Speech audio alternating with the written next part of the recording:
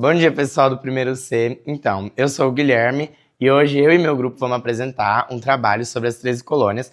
A gente vai explicar tudo, desde as guerras, da colonização até o processo de independência. Mas para ficar de uma forma mais descontraída, a gente decidiu que a gente vai fazer 2 pizzas, montar elas desde a massa até o forno e o resultado delas, pra gente não ficar na mesma mesmice, tipo, de ser muito formal. E é isso. Oi, eu sou a Maria Clara Salvador, e eu vou explicar um pouco do processo de colonização e de autonomia das 13 colônias, enquanto eu vou preparando a massa da nossa pizza. E para a gente entender esse processo de colonização, a gente tem que entender o contexto da Inglaterra nesse período. Então, a Europa estava passando pela expansão marítima, em que Espanha e Portugal, eles expandiram seus territórios para as Américas do Sul e Central. E isso fez com que a América do Norte fosse o resto, que ficaria para Inglaterra e a França. Porque eles estavam passando por instabilidades políticas, que no caso da Inglaterra, a gente pode citar a Reforma Protestante e o cercamento dos campos, que foram os processos que mais levaram refugiados até a América. Esses povos que se refugiaram, eles começaram um processo de colonização a partir da expedição de Mayflower, conhecido como Mayflower, que é uma expedição de protestantes unidos pela religião. E eles fundaram uma nova região que era conhecida como Nova Inglaterra, que deu início às primeiras plantações e colheitas. E essas empresas, elas transportavam os ingleses para a América. Porém, essas pessoas, esses ingleses, eles já chegavam na América devendo a essas empresas, já chegam na América com dívidas, porque as empresas cobravam esse transporte deles para a América. E com essa vinda dos ingleses, as colônias se tornaram 13. Mesmo tendo que pagar impostos e seguir as leis inglesas, as colônias elas pareciam ser independentes e ter autonomia sobre a coroa inglesa, o que hoje nós chamamos de negligência salutar. Bom, a Inglaterra, ela não ligava muito sobre o comércio das colônias e tal, porque eles não possuíam tanto ouro nem prata. O que fez com que as colônias elas se tornassem independentes, assim, elas se autogovernassem, vamos dizer assim. Bom, as colônias se dividiram em 2, as colônias do norte e as colônias do sul. As colônias do norte não tinham um clima adequado para a produção. O clima era muito frio e o povoamento era grande nessa parte. Já as colônias do sul, eles tinham uma demanda muito grande de escravos nessa parte, além de terem uma grande produção de alimentos, e lá o clima era muito bom para a produção, e eles desenvolveram uma técnica de plantation. Além de a região sul suprir as demandas das colônias do norte. Bom, ambas as colônias prosperaram muito, porém elas começaram a entrar em um conflito, porque as colônias do norte queriam independência, porque elas já estavam conseguindo se virar sozinhas, independentes da Inglaterra. Já as colônias do sul, elas tinham um comércio muito bom com a Inglaterra, então elas não queriam a independência. Oi, eu me chamo Heitor e enquanto eu vou sovando e abrindo a massa, eu vou falar sobre a Guerra Franco-Indígena. Ela ocorreu por volta de 1756. Ela não é muito falada na atualidade, mas ela foi fundamental para o estado em que o mundo se encontra hoje. Ela ocorreu basicamente assim.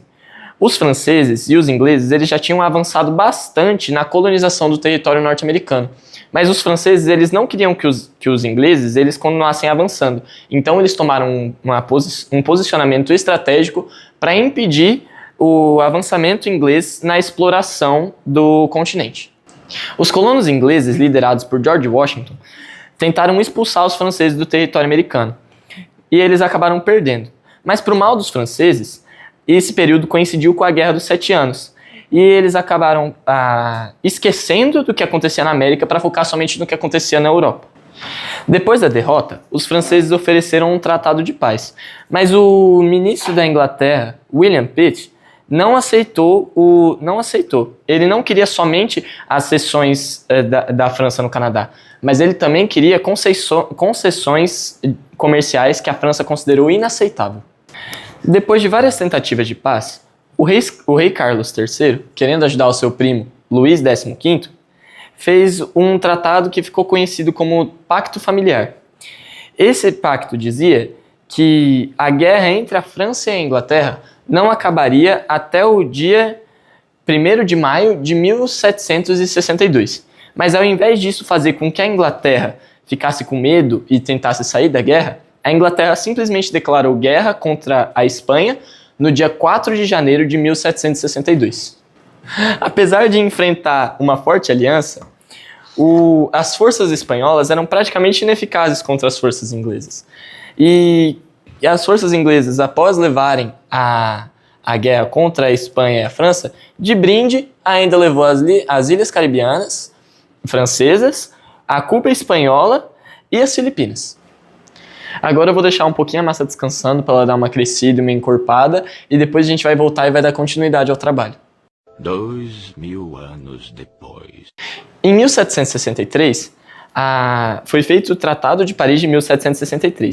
Esse tratado determinava que a Inglaterra ficaria com todo o território ao norte do rio Mississippi, que antes pertencia à França. Porém, a Inglaterra teve que devolver Cuba para a França. E assim se termina a guerra em franco-indígena. Como foi explicado anteriormente, a Inglaterra não passava por um bom período econômico lá na Europa, o que fez com que a Inglaterra aplicasse novos impostos e leis sobre a colônia, e as colônias, os povos da colônia, se revoltaram muito e começaram a criar vários grupos de resistência, que fazem panfletos, cartazes, reuniões clandestinas e por muitas vezes fazem atos de intimidação contra os fiscais britânicos. Aí a gente teve a primeira ação direta dos colonos contra o poder militar britânico, que foi a Festa de Chá de Boston em dezembro de 1773, que consistiu em cerca de 30 a 150 colonos fantasiados de indígenas invadirem 3 navios carregados de chá e desovarem todo esse chá dentro do mar. Se eu não me engano, se não me falha a memória, foram cerca de 40 toneladas de chá desovadas dentro do mar nesse dia. Essa ação não pode ser vista só como um ato um ato de rebeldia contra o chá ou contra a taxação do chá, mas também deve ser vista como um ato de rebeldia a céu aberto contra o poder britânico, como se fosse um desafio ao poder britânico. Aí a Inglaterra não gostou, começou a aplicar novas regras em Massachusetts, o que fez com que os colonos se revoltassem mais ainda, gerou muita indignação, porque essas novas regras meio que eram para ser usadas de exemplo contra as outras colônias, mas ao invés disso gerou muita indignação nas outras colônias. Aí os colonos perceberam que se eles não se unissem, eles começariam a ser dominados de um em um. E dessa percepção dos colonos surgiu o primeiro Congresso Continental em 1774, em setembro de 1774, que reuniu representantes de 12 das 13 colônias. E nesse congresso, a gente teve como resultado, como declaração, de que agora seriam aplicados dentro das colônias os boicotes econômicos contra a Inglaterra. Esses boicotes, eles se definiam em meio que assim: os colonos não poderiam mais exportar nada da coroa. A partir de agora, os colonos teriam que produzir e utilizar coisas feitas dentro do território de colônia ou do território dos Estados Unidos. Como exemplo desses boicotes, a gente pode usar as mulheres. Muitas mulheres eram acostumadas em comprar roupas importadas de fora.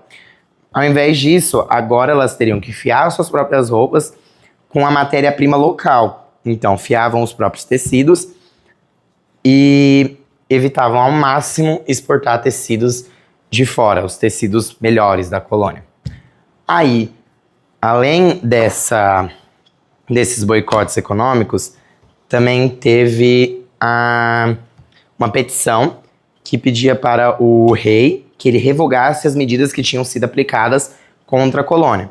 E é óbvio que o rei não aceitou, o rei foi contra essa petição, e ao invés disso, ele se revoltou mais ainda, ele começou a deixar mais severas medidas e enviar mais tropas em cima das colônias. E ele achou que ia ficar só por isso. Ao invés disso, os colonos se revoltaram mais do que antes e reuniram o Segundo Congresso Continental em 1775, que decidiu que a melhor solução no momento seria a guerra e a emancipação. E os colonos, mais revoltados do que antes, reuniram o Segundo Congresso Continental em 1775, que decidiu que a melhor solução não teria outra, teria que ser a guerra e a emancipação. E nesse congresso foi votada e aprovada a Declaração de Independência das 13 colônias sobre a Inglaterra. E essa declaração foi redigida em um documento que foi formalizado e foi muito importante para a criação de uma nova nação. Com a declaração, a partir de agora, seria criado o novo exército, que é conhecido como o Exército Colonial, que foi liderado por George Washington. E nisso se encerra o conteúdo de protestos, sessões, congressos e declaração, e a gente dá início à Guerra de Independência. Eu sou a Maria Clara e enquanto eu descrevo e explico as leis e impostos que a Inglaterra aplicou sobre as 13 colônias, eu vou cortar os tomates e a cebola que a gente vai usar na nossa pizza. Bem, a Inglaterra, ela ainda passava por dificuldades econômicas depois de tanto gastar com a expansão industrial e com a guerra que gerou um grande aumento dos impostos. Em cerca de 1760, uma série de leis foi decretada pela Inglaterra, querendo aumentar a arrecadação para as 13 colônias. Entre elas, a gente consegue destacar algumas aqui. A primeira que eu vou falar sobre é a Lei do Açúcar, que aumentava os impostos sobre a venda de açúcar. A segunda lei que eu vou falar é a Lei da Moeda, que proibia a emissão de papéis de crédito nas 13 colônias. A Lei do Selo, que dizia que em publicações como contratos, jornais e documentos em geral, devia ter um selo que era pago para a coroa. Na Lei da Hospedagem, obrigava os colonos a abrigar os soldados do exército enviados pela coroa. Aí a gente também tem, por último, os atos de Townshend, que aumentavam os impostos sobre o vidro, corantes e especialmente o chá. Mas a pior parte para os colonos foi quando implantaram a Lei do Chá, que dizia que todo chá nas 13 colônias deveria ser vendido pela Companhia das Índias Ocidentais, o que revoltou os colonos que fizeram uma festa do chá de Boston, que vai ser explicada mais pra frente no nosso trabalho. Depois desse ato de rebeldia, a coroa aplicou medidas duras, que ficaram conhecidas como as Leis Intoleráveis, que consistiam no fechamento do porto de Boston, na abolição do direito de reuniões e na ocupação de Massachusetts por tropas britânicas. E assim encerramos a parte de leis e impostos das 13 colônias. Oi, eu sou o Pedro e eu vou explicar a Guerra da Independência dos Estados Unidos enquanto eu monto a nossa primeira pizza. Então, com a aprovação da independência, também foi iniciada a Guerra de Independência. Essa guerra se estendeu durante 5 anos. Os colonos se defenderam com o exército colonial, que, como dito anteriormente, era comandado por George Washington. Depois de finalmente entrar em consenso de desistir de ser colônia da Inglaterra, o que a partir de agora se chamaria Estados Unidos. Então, os Estados Unidos, como eles queriam ser chamados, fez um dispositivo. E esse dispositivo fazia com que o porte de armas fosse legal no país. E assim, com isso, fez com que o porte de arma fizesse também parte da Constituição do país. A Inglaterra, então, começou a enviar vários comandantes importantes para liderarem as tropas e manipularam diversos colonos e fizeram com que eles dessem várias informações que colaborariam com os britânicos. Os colonos permaneceram motivados por não esquecerem toda a violência que haviam passado após tanto tempo de guerra. Os franceses e espanhóis começaram a se meter, mandaram tropas e armamento porque queriam enfraquecer a Inglaterra no continente norte-americano. E a vitória dos americanos só foi acontecer na Batalha de Yorktown, em 1781. E a independência só foi declarada em 1783, com o Tratado de Paris de 1783. Estados Unidos como independentes, e com isso encerra a Guerra de Independência com o Tratado, que eu falei, de Paris, e com logo os Estados Unidos deixando de ser colônia da Inglaterra e se tornando oficialmente um país. E é isso, agora eu vou deixar para a Gabi a parte das consequências e dos fechamentos. Oi, eu sou a Gabriele Soares e eu vou montar a segunda pizza para encerrar com o trabalho e falar sobre as consequências da independência dos Estados Unidos. Bom, houveram consequências internas, mas não tão maiores do que as internacionais, mas assim, mesmo assim significativas, por ser um país que teria acabado de sair de uma guerra. Mesmo assim, mesmo depois de terem tido o sucesso e se tornarem independentes, os resultados não foram o mesmo para toda a população. Os nativos continuavam sofrendo nas mãos dos brancos expansionistas, ou seja, a população negra continuava sendo escravizada, o que significa que a independência não trouxe tanta mudança em aspectos políticos e sociais. Já internacionalmente, a mais afetada foi a Inglaterra, por ter perdido parte de seu território e por ter assinado o Tratado de Paris. E também ter perdido boa parte do seu poder militar, por terem enfrentado 2 guerras em 2 continentes diferentes em só um período. E a França também sofreu muita mudança, mas não tão repentina quanto a Inglaterra. O que aconteceu foi que a França, os soldados voltaram da guerra dos Estados Unidos, em maior de sua parte, haviam lido e ouvido muitas coisas sobre as ideias liberais, que seriam espalhadas pela França. E por volta da década de 1780, a monarquia absolutista francesa